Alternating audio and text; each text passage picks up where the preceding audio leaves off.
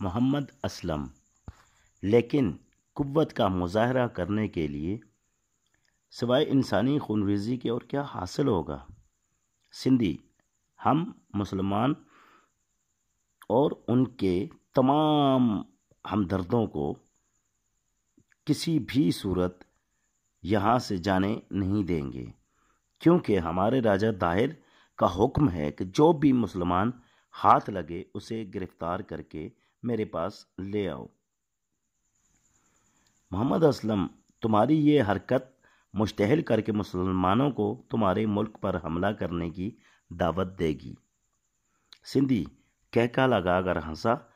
اس نے کہا، کیا مسلمانوں کا خلیفہ ایسا بے وقوف ہے کہ چند مسلمانوں کے لیے جو قتل ہو جائیں یا اسیر ہو جائیں انتقام لینے کے لیے ہمارے ملک پر حملہ کرے گا؟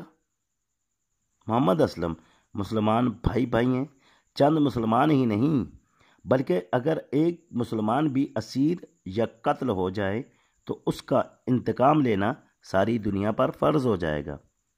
اس وجہ سے خلیفہ مجبور ہوگا اور کسی بھی دشواری کا سامنا کرنے کے لیے ہر وقت تیار ہوگا اور اس ملک پر، اس سلطنت پر حملہ کرے گا جہاں کسی بھی مسلمان کے ساتھ ظلم ہوا ہو۔ سندھی، دیکھا جائے گا۔ میں مہاراجہ دائر کے اس لشکر کا جو تم کو معصور کیے کھڑا ہے سردار ہوں، تم کو گرفتار کرنے کے لیے آیا ہوں۔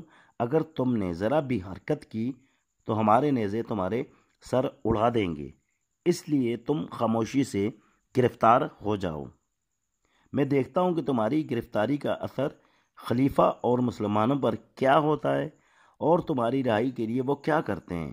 محمد اسلم، مگر میں پھر بھی کہتا ہوں کہ ہمیں گرفتار کر کے اپنے ملک پر مسلمانوں کو حملہ کرنے کی اجازت نہ دیجیے۔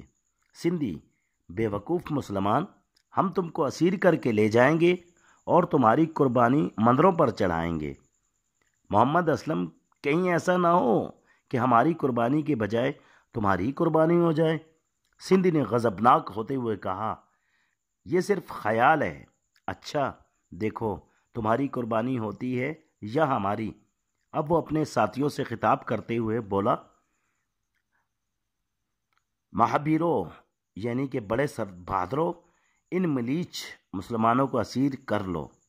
سندھی لٹیرے مسلمانوں کو گرفتار کرنے کے لیے بڑے، اگرچہ مسلمان نہتے تھے اور بہت ہی کم تھے، ان کا خون ان کی رگوں میں جوش حرارت سے کھولنے لگا۔ وہ سب اٹھ کر اس شان سے کھڑے ہو گئے جیسے وہ سندھیوں پر جھپٹ کر حملہ کرنے والے ہیں، مگر سندھی خوب جانتے ہیں کہ مسلمان نہتے ہونے کی وجہ سے کچھ نہیں کر سکتے ہیں، اس لیے وہ مغلوب نہ ہوئے بلکہ کمانیں اپنے شانوں پر ڈال ڈال کر اور نہتے مسلمانوں کو گرفتار کرنے کے لیے آگے بڑھے۔ ابھی وہ ان کے پاس بھی نہ پہنچے تھے کہ آواز آئی، ٹھہرو۔ سب آواز کی طرف دیکھنے لگے۔ اس طرف ایک ادھیڑ عمر کی عورت کھڑی تھی جس کے سر کے بال بے ترتیبی سے پشت و سینے پر پڑے ہوئے تھے، گال پچکے ہوئے تھے اور رخساروں کی ہڈیاں نمایاں تھیں، دانت بدنما اور ہونٹوں سے باہر نکلے ہوئے تھے، آنکھیں حلقوں میں دھسی ہوئی تھیں اور پتلیاں چنگاریوں کی طرح دہک رہی تھیں۔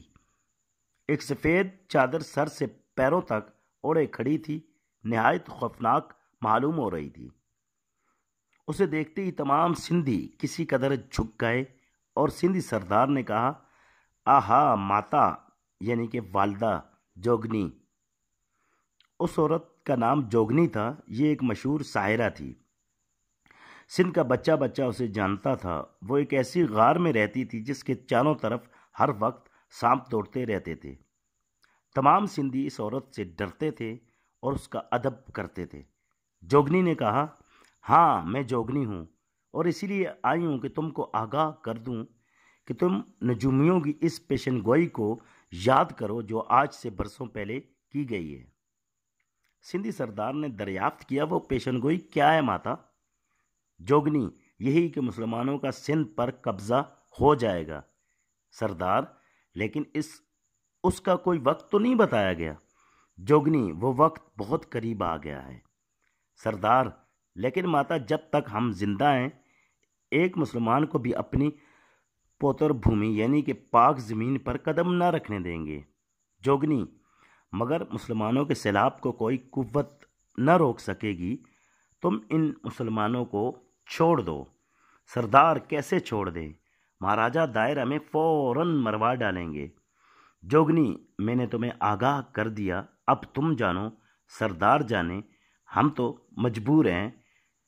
سردار نے جواب دیا۔ جوگنی پراسرار طریقہ پر غائب ہو گئی اور تمام سندھی اور سالے مسلمان دیکھتے ہی رہ گئے۔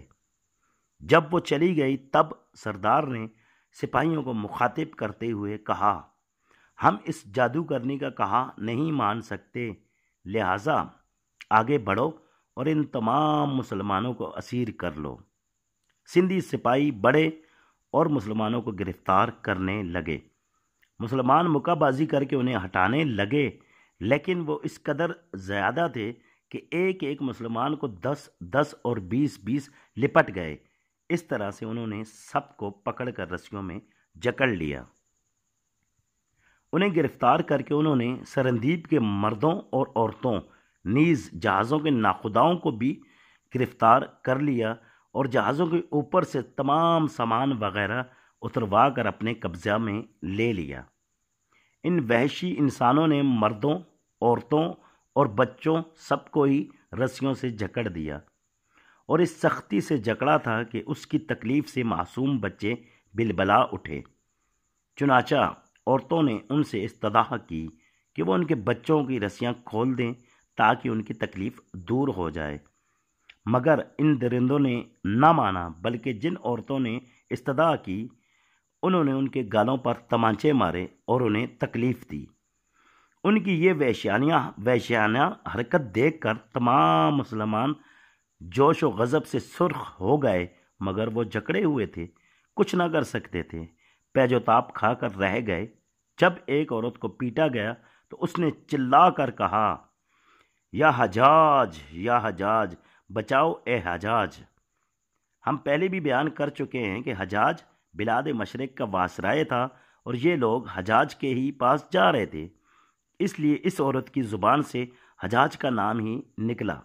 سندھیوں نے عورتوں، مردوں اور بچوں کو کوڑے مار مار کر ان کو مویشیوں کی طرح سے ہانکنا شروع کر دیا۔ مسلمان آسمان کی طرف دیکھتے ہوئے ان وحشی درندوں کے ساتھ روانہ ہو گئے۔ جس وقت وحشی ہندوؤں نے بے گناہ مسلمانوں پر بے خطا حملہ کیا تھا، اس وقت چند مسلمان جھاڑیوں کے پیچھے جو چھپے ہوئے تھے انہوں نے یہ سب دیکھا سنا۔ جب مسلمان قید کر کے لے جائے جا چکے تھے تب وہ کمین گاہ سے نکلے۔ ان کا خیال تھا کہ سارے ہندو چلے گئے ہوں گے، مگر جو ہی انہوں نے باہر نکل کر دیکھا تو ان کو بہت سے ہندو سمندر کے ساحل پر بیٹھے ہوئے نظر آئے۔ یہ لوگ جہازوں کی حفاظت اور نگرانی کے لیے چھوڑ دیے گئے تھے۔ وہ انہیں دیکھتے ہی پیچھے ہٹے اور درختوں جھاڑیوں کی آڑ لے کر مکران کی طرف روانہ ہو گئے۔ انہوں نے یہ ارادہ کر لیا تھا کہ خشکی کے راستے حجاج کے پاس پہنچ کر ہندوؤں کے اس ظلم و ستم کی داستان اسے سنا دیں گے جو معصوم اور مظلوم مسلمانوں پر کیے گئے ہیں۔ چنانچہ وہ صحرائے نوردی کرتے دشمنوں کی نظروں سے بچتے ہوئے چلتے رہے۔ اس سفر میں انہیں بڑی بڑی تکالیف اٹھانی پڑیں۔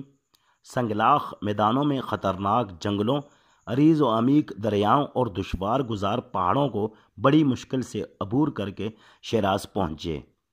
شیراز ملک ایران میں خلیج فارس کے قریب واقع ہے۔ چنانچہ یہ لوگ تھک چکے تھے اور اب تک دشمنوں کے خوف سے شب و روز سفر کرتے رہے تھے، اس لیے انہوں نے وہاں قیام کر لیا۔ چند روز قیام کرنے کے بعد وہ بصرہ کی طرف روانہ ہوئے۔ اس وقت حجاج بصرہ ہی میں مقیم تھا۔